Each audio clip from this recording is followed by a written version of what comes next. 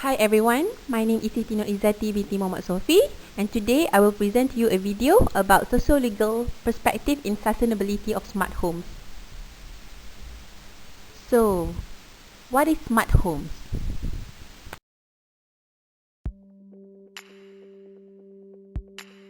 A smart home or building uses devices connected via the internet to allow for remote monitoring and management of appliances and systems.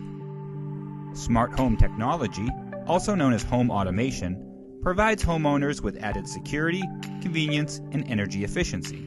It allows them to control smart devices simply with an app on their smartphone or other networked device. Smart homeowners can control lighting systems remotely, schedule and monitor thermostats, grant or deny home access through smart locks, check in on security cameras, and even brew coffee remotely. Machine learning and artificial intelligence systems powered by Amazon, Google, and Apple also contribute to a smart home. Beyond the smart home is the smart building, which is very much the same but on a grander scale, with a focus on lighting, energy, thermostats, and security. As with any new technology, vendors are still working to address security and complexity concerns, and those remain challenges to adoption despite smart technology's convenience and efficiencies. Now we're moving on to the problems with smart homes.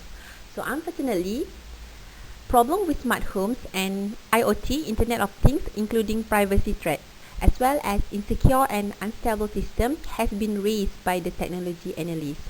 Smart home communication still exhibits security vulnerabilities that give rise to many security threats via attacks such as man-in-the-middle attacks, eavesdropping, impersonations, and a denial of service attack. In the new age of personal devices, the problem would be to secure personal data from third parties that would misuse the data for their own advantage. The challenges of gathering data are also joined by those of interpersonal data in the emerging age of IoT. Data obtained by widespread computing in the communities around us includes not just the individual user of the device, but also multiple users of the space. In smart home context, these multiple users might have existing relationship as family or perhaps friends. We can see that here, the functionality of the safe user account solution breaks down. An attacker can exploit those devices and access the network, which might cause personal, financial, and physical harm. Now, let's look at the situation on the sociological perspective. So, the nature of privacy is one of the most obvious pressing issues in computer ethics, and the vexed one is ubiquitous computing. When people are questioned about privacy abuses, it is not the third party who concern them the most, but those that they know better. So in this new age of personal devices, the problem would be to secure personal data from third parties that would misuse the data for their own advantage. In fact, within intimate settings, this is already more difficult than it is acknowledged. The implementation and incognito or private browsing windows illustrate in part the understanding that devices are frequently exchanged in settings like homes, and that certain users may want to conceal parts of their browsing history from subsequent users. In the context of IoT, it becomes much more troublesome when data gathering is no longer so specifically connected to particular ones, but it is rooted in the world around us, theoretically observing us in the moment of walking and sleeping. So the IoT raises questions on how such interpersonal data should be secured and how it should be used. Hence, there is a need for reliability, scalability, manageability, and an eco-sustainable smart home system. So potential benefits, including the sense of reassurance to end users that a smart home device is professionally delivered, understand that if the use of the system is burdensome, then they are able to withdraw.